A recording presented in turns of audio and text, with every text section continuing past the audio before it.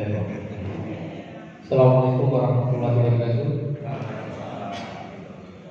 Selamat siang dan salam sejahtera bagi kita semua yang kami hormati Bapak Ibu pimpinan dan anggota DPRD Komisi 1 DPRD Kabupaten Purworejo, Bapak Ibu tamu undangan dari OPD yang kita undang ada Dinas PDSP, kemudian ada Bupeda, lalu kemudian ada Kasbangpol, kemudian yang hormat juga Pak Kus beserta jajarannya dari sekretariat. Alhamdulillahirabbil alamin, segala puji bagi Allah Subhanahu wa taala, Tuhan yang senantiasa memberikan segala kebaikan dan kepada kita sehingga pada kesempatan siang menjelang sore hari ini kita dapat berkumpul di tempat ini dalam rangkaian kegiatan FGD berkaitan dengan kajian soal kemudahan izin berusaha di Kabupaten Purworejo.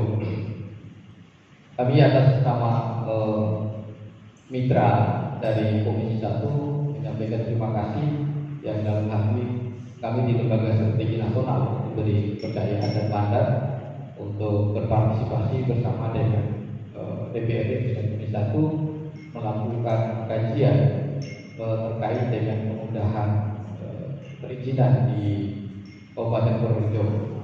Dan untuk mempersingkat acara ini, kami mohon izin pimpinan Komisi 1 untuk menyampaikan beberapa hal sekaligus membuka acara. Monggo waktu dan kesempatan kami silakan.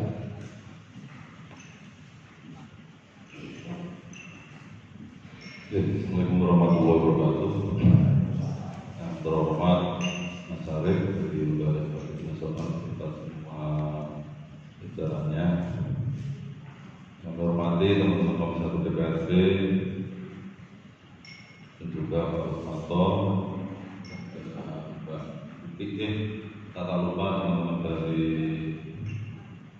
OPD ini dari BPSP yang lain. Pertama-tama mari kita panjatkan puja dan syukur kepada Yang Maha Esa pada siang hari ini kita dapat kumpul bersama melalui undangan dari Mas Arif, Mas Raka, FBC, pembahasan terkait kemudahan izin berusaha. Semoga jalan kita pada siang hari ini menjadi manfaat yang barokah yang diberi oleh Allah Subhanahu wa taala. Yang hormati, mungkin perlu kita pahami bahwa awal pembahasan NA ini dulu merupakan inisiatif dari eksekutif yang kemudian diberikan kepada kita melalui pemerintah dari BIN PM PTSP. Nanti mungkin dari kita perlu banyak bantuan teman-teman dari BIN PM PTSP terkait daya dan yang jelas nantinya perda ini kita harapkan betul-betul lebih bermanfaat, jangan sampai yang lalu hanya ada perda tidak ditindaklanjuti. Dimohon dari teman-teman OPD juga jangan sampai kita teman-teman DPRD berkali-kali membuat perda hanya sebatas formalitas saja seperti itu. Dan mungkin untuk meningkat waktu, semoga bareng terbuka acara pada hari ini dengan bacaan Bismillahirrahmanirrahim. Mungkin itu yang bisa kami sampaikan, nanti kita lanjut diskusi setelah penyampaian dari Mas Arif. Assalamualaikum warahmatullahi wabarakatuh. Terima kasih Pak Roy yang telah membuka acara ini dan memberi pengantar tadi. Mohon izin saya berdiri. Nah, pada kesempatan hari ini sebagaimana diskusi kita awal soal kajian ini berkaitan dengan kemudahan izin berusaha di Kabupaten Purworejo.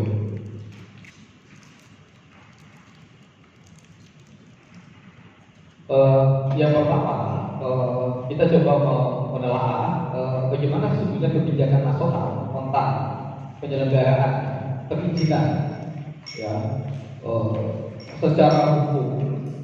Memang ini impact atau dampak dari lahirnya Undang-Undang Cipta Kerja, yang mana Bapak Presiden menyampaikan pentingnya proses perizinan itu dalam rangka kemudahan untuk berusaha dan investasi, maka harus satu pintu maksudnya. Nah mungkin evaluasi karena satu pintu berarti selama ini kan ada banyak pintu, banyak jendela, ya, banyak meja sehingga perizinan itu sangat bulat.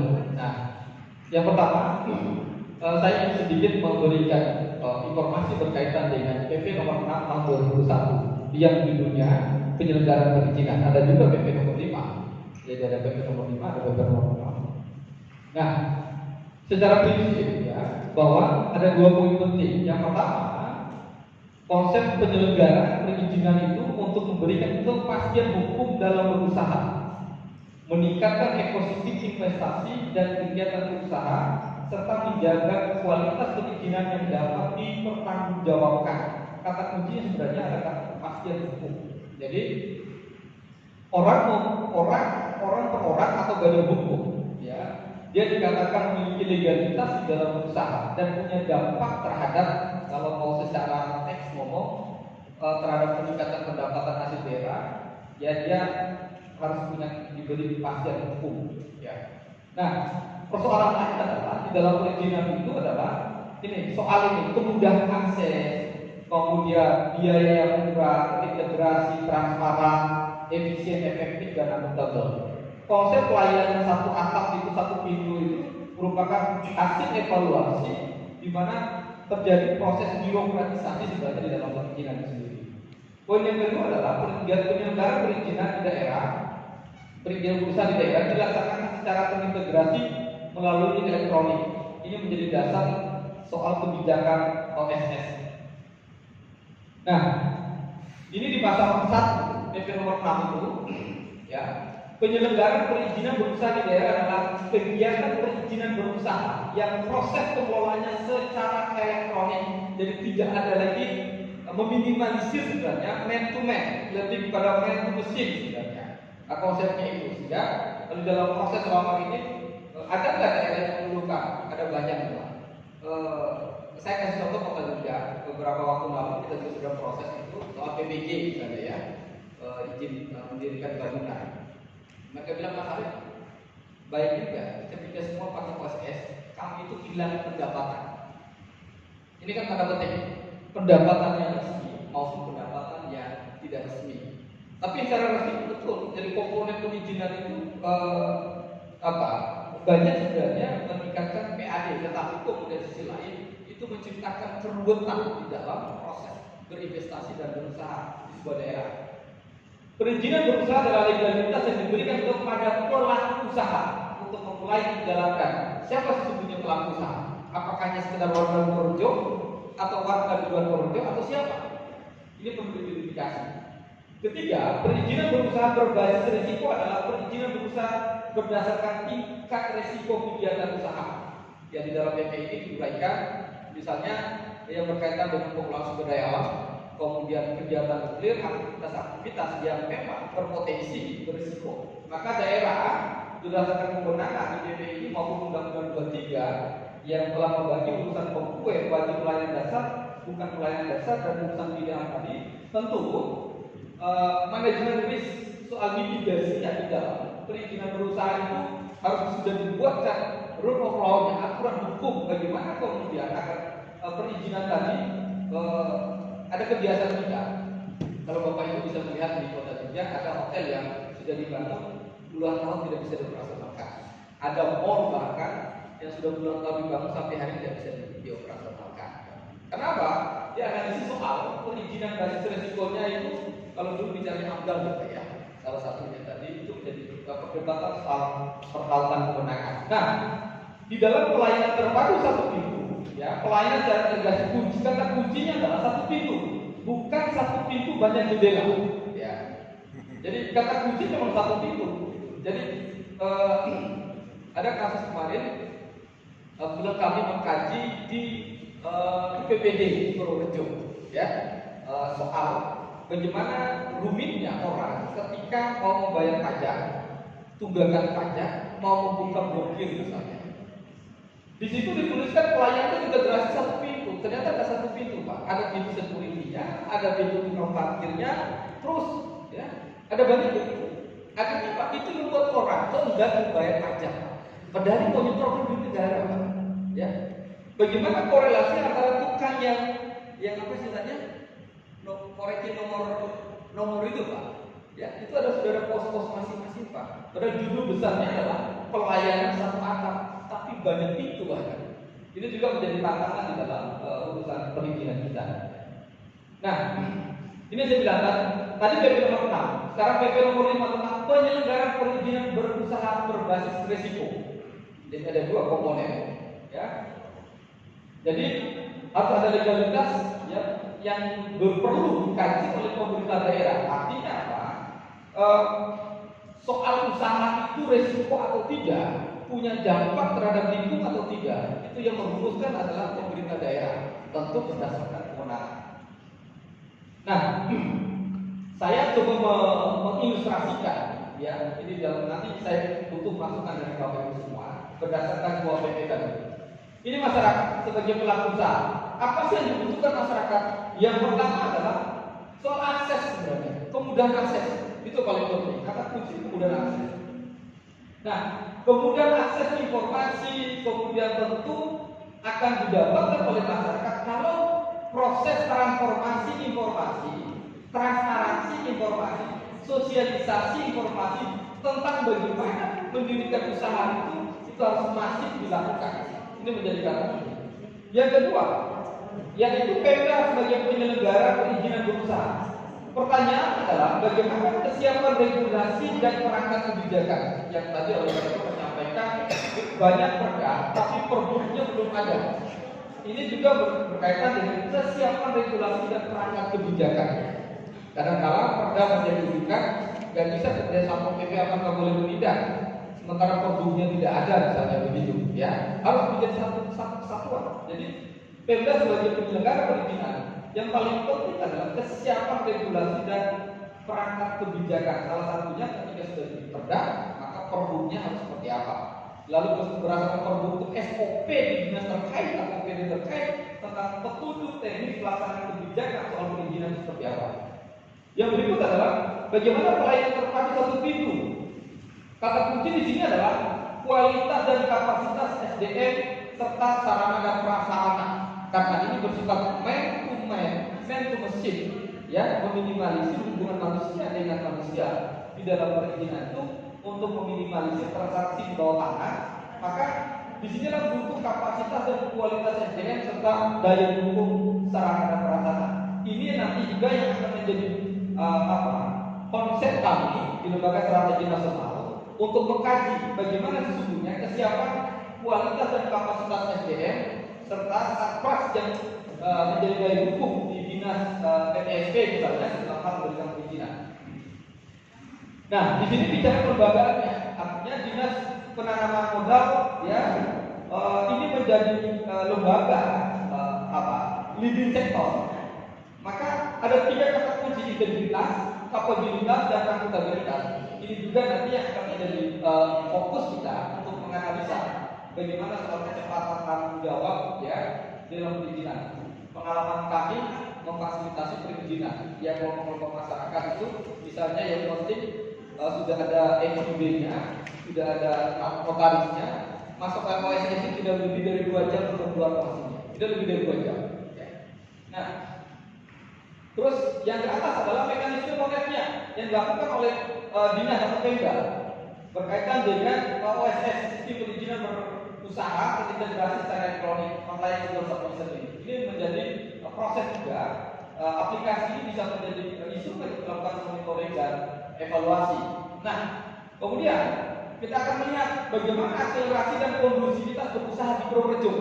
Kalau semua tahapan ini tadi dilakukan, maka kita akan lihat nanti. Nah, kita baru baca data yang masih mentah, saya kira di LKIPJ-nya DPTSP, bahwa di laporan itu kita temukan bahwa capaian 100%, walaupun masih ada beberapa catatan penting. Nah, goalnya apa sebenarnya? Ini bicara soal investasi aman, berdampak positif terhadap pertumbuhan ekonomi di Kabupaten Purworejo. Ini goal dari proses yang dibaca berdasarkan mana kewenangan pemerintah pusat, mana kewenangan pemerintah daerah. Nah, lalu penyelenggaraan perizinan di nomor 6, PP nomor 6 2001 juga sudah diatur soal kewenangan sebenarnya. Nah, saya ingin mengatakan sini, pasal 5, Bupati mendelegasikan kewenangan pemerintah daerah dalam penyelenggaraan kerja di daerah kepada DPMPTSP kabupaten. Artinya ini pentingnya Perbuk tadi itu. Bagaimana di dalam Perbuk tadi proses pendelegasian kewenangan harus secara real, secara konkret, ya, secara teknis itu sudah diuraikan. Karena kalau di dalam perda saya baca itu kan proses delegasiannya kan masih belum menemukan lokusnya, maka di dalam Perbuk itu seperti ini. Di ayat 2 dikatakan pendelegasian kewenangan oleh bupati, ya, meliputi penyelenggaraan perizinan berusaha, penyelenggaraan tentu saja menjadi kewenangan pemerintah pusat yang dilimpahkan kepada bupati. Ini yang diatur. Ya. Misalnya bagaimana izin mendirikan kafe, mendirikan restoran, ya, mendirikan minibar, kita jangan sampai kayak kasus mana Holidays yang hari ini berubah nama misalnya. Mudah-mudahan besok ada holiday juga di Purworejo kan, tidak perlu dalam membelah. Nah, ini konten kewenangan di dalam pengkajian kita, instrumen apa yang perlu kita belajar adalah berkaitan dengan substansi isi pasal 6. Proses penyelenggaraan perizinan berusaha di Purworejo itu seperti apa sih? Mekanisasinya, sistemnya, ya, bahkan tata kelolanya seperti apa? Ini yang mau kita kaji nanti berkaitan dengan pasal 6. Lalu kemudian apakah proses penyelenggaraan perizinan di Kabupaten Purworejo juga berimplikasi terhadap perbaikan peningkatan ekosistem investasi di Kabupaten Purworejo? Ini yang nanti akan coba kita gali sehingga menemukan rekomendasi-rekomendasi penting dalam rangka kemudahan investasi di Kabupaten Purworejo. Yang berikut adalah kita juga akan melihat bagaimana sesungguhnya mekanisme dan time schedule yang dilakukan oleh Pemda berkaitan dengan perizinan berbasis risiko. Misal, ketika sekarang gencar investasi misalnya berkaitan langsung dengan lingkungan, apakah pemerintah daerah itu betul-betul punya basis argumentasi yang analisis terkait dengan dampak terhadap lingkungan atau risiko mitigasinya ketika memberikan izin? Ya, hari ini Jakarta misalnya bagaimana hotel kemudian punya dampak yang luar biasa penggunaan air bawah tanah, sehingga Jogja juga sudah sekarang sudah terdampak luar biasa. Nah, itu artinya apa? Di dalam basis analisis kami menyarankan demikian beberapa daerah yang kita dampingi. Kenapa kemudian BPTSP atau UPD lain tidak melibatkan BPBD, ya, yang punya core bicara soal mitigasi di dalam memberikan perizinan? Nah, ini domain kewenangan daerah.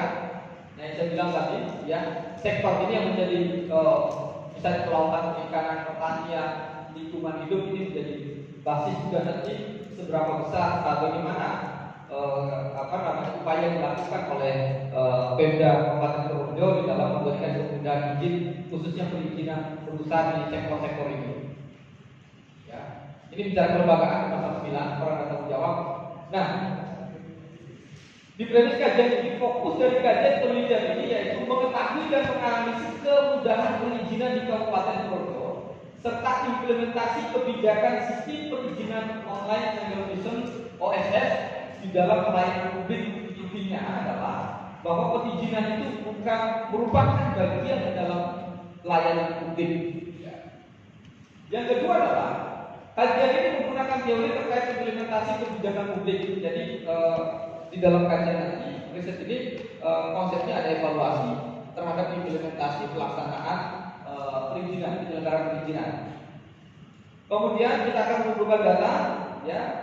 Kemudian wawancara seperti hari ini juga dan bidding.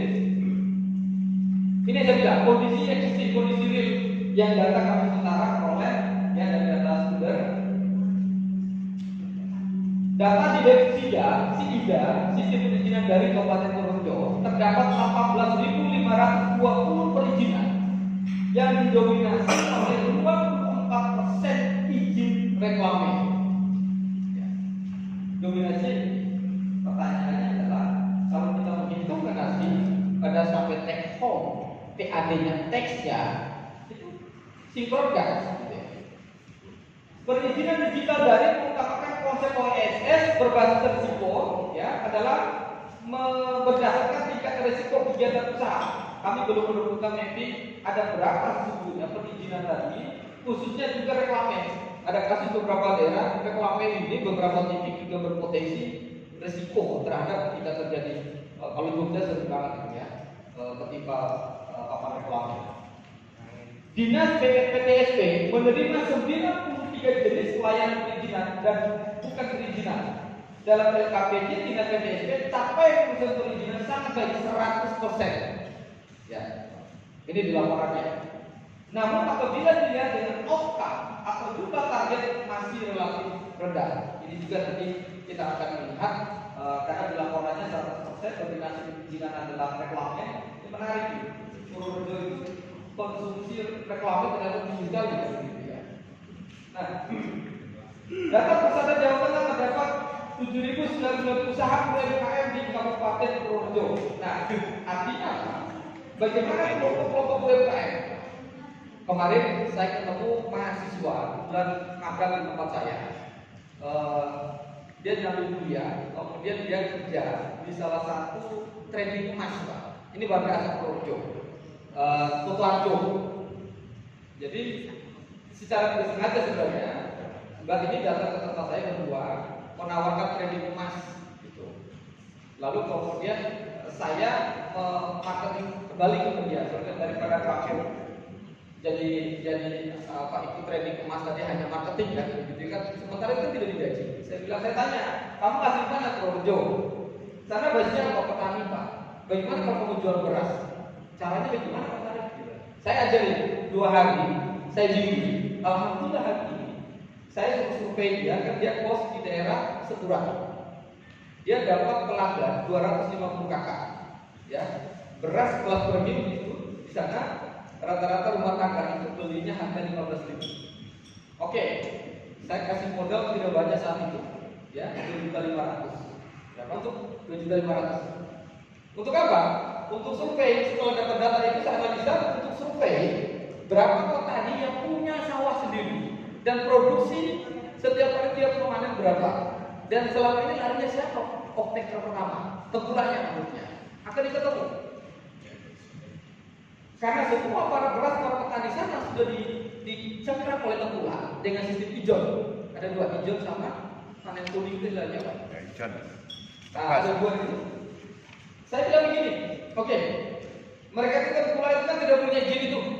Bagaimana kalau kamu bikin izin, saya modalin, saya bilang, urus izinnya, lalu kemudian kamu bikin. Sekarang dia sudah punya brand sendiri Pak, namanya kan Berdian. Jadi dia berkah beras, ya. Sampai saya selesaikan packagingnya yang 5 kilo, 10 kilo.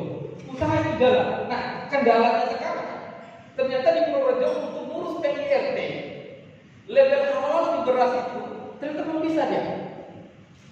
Dia udah ngurus datang ke desa, datang ke camat, datangnya begitu, ditanya, loh kamu punya sawah di mana kamu saya? Loh, namanya dia mau berusaha kan, ditanya ladang sawah dan lain. Ini contoh. Ini saya coba zoom in soal ada anak muda yang saya dampingi, kemudian tapi usahanya jalan sekarang. Nah, karena konsumennya butuh label PIRT-nya, butuh label halal, ya, sehingga belum bisa itu dikapitalisasi dalam usaha yang besar. Kemarin bahkan ada tawaran 20 ton Pak ke anak muda dia. Saya sebenarnya tadi mau undang dia suruh hadir di sini beri kesaksian, ya. Baru 1 bulan saya dampingi, alhamdulillah sudah jalan. Targetnya di bulan Ramadan ini petani-petani sana memang saingannya sama tengkulak. Dia diajar juga tengkulak itu harga di tengkulak berasnya itu sudah harga di 12.700 sekian, ya. Jadi dia jual ke sana 15.000 plus ongkos pertama hanya mata pakai motor Pak. Tapi saya ingin katakan, kalau kemudian pemuda PIRT aja itu kemudian masyarakat setempat itu mengalami kesulitan, ya. Bagaimana mungkin kelompok-kelompok UMKM kecil tadi mau transformasi menjadi kelas menengah minimal dalam usaha kalau tidak ada kemudahan akses informasi yang tadi yang saya gambarkan ini. Jadi masyarakat tetap pelaku usaha. Ini menjadi konsep kita segera yang depan 3 narasi baik soal capaian 100% ya berkaitan dengan capaian urusan perizinan saya kira harus dijumpikan juga soal kelompok-kelompok UMKM-nya. Ya. Kalau Jogja itu difasilitasi semua, bahkan disiapkan computerized di masing-masing kecamatan, tambah kelompok Pak, itu gratis Pak. Orang bahkan di tempat saya, tetangga-tetangga itu bikin usaha OSS lain gratis. Ya. Fasilitasi. Nah, ini untuk apa Pak? Untuk memperkuat basis organisasi keekonomian kita supaya kita sebenarnya tidak hanya jadi penonton di tempat kita. Karena apa sekarang Pak? Contoh misalnya, sebentar lagi Covid sudah pakai katalog. Anda bayangkan kalau kelompok UMKM kita tidak punya izin itu, lalu dia tidak bisa masuk katalog, maka dia tidak hanya jadi penonton. Artinya apa? Pesan Buddha dari Jogja untuk melayani resesnya bahwa itu pertumbuhan semua. Ini sederhana. Saya membaca itu ternyata belum banyak kelompok UMKM penyedia jasa makan minum di Purworejo, ya, itu yang sudah terregister, terdaftar perizinannya, difasilitasi.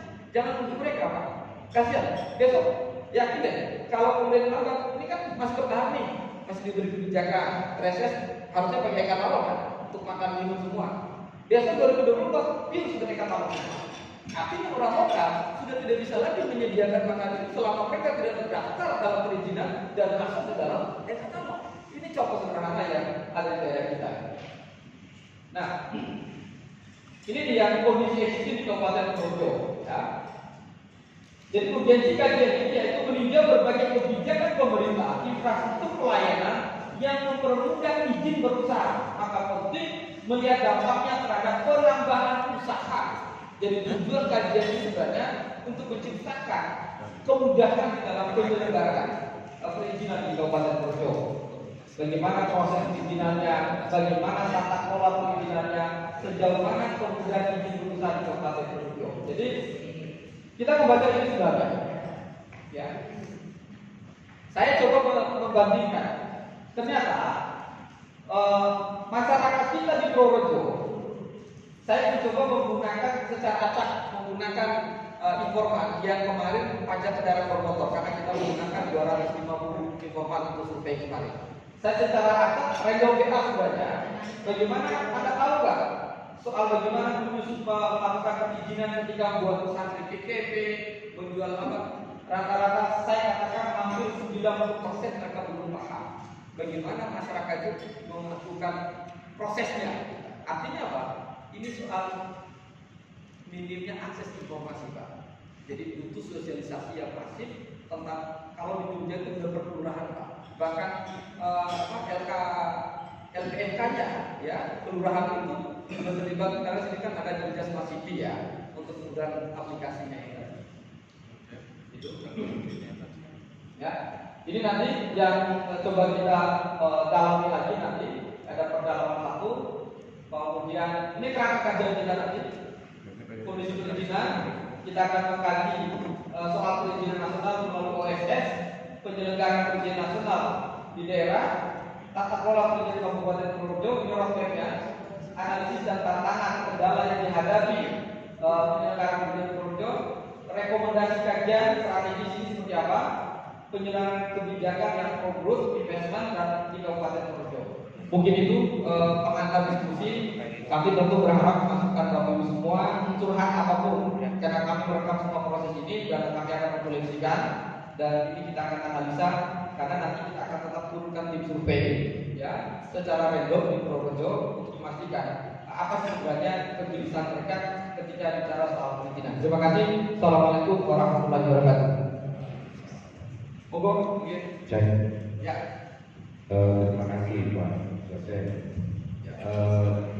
Menurut pendapat kami atau yang sering kita jumpai di masyarakat, para pelaku UMKM atau yang mau berusaha itu kadang saat kita suruh mungkin supaya legal ataupun punya nomor perizinan itu ya masih ragu-ragu bagaimana meyakinkan masyarakat supaya karena ketakutannya mereka kalau berizin otomatis kena pajak. Itu jadi strategi apa ataupun aturan apa supaya masyarakat itu dan tentu saja pajak selama ini pemerintah juga tidak akan membangkrutkan pengusaha sepanjang itu waktu. Walaupun fenomena sekarang sektor pajak itu masih dibudaya bisa-bisa dan bisa. Nah ini tantangan Dirjen Pajak kita selaku pendukung pemerintah supaya apalagi kita di sini itu gajinya dari pajak masyarakat itu